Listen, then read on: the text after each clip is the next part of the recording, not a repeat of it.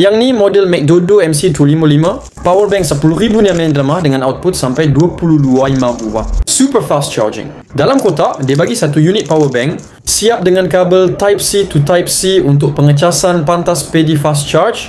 Memang lengkap, terus boleh guna. Bila pegang, terus rasa kompak gila. Saiz dia lebih kurang besar tapak tangan je, tapi berat pun ringan sekitar 180 g. Kabel lightning dia boleh dijadikan lanyard, senang sangkut kat jari bila bawa keluar. Lagi best, satu lagi kabel Type-C terus boleh sambung ke phone. Tak payah cari kabel lain dah. Bila dua-dua kabel dah built-in macam ni, memang nampak kemas dan praktikal. Aku test charge phone sambil power bank ni tengah dicas sekali. Fungsi tu boleh.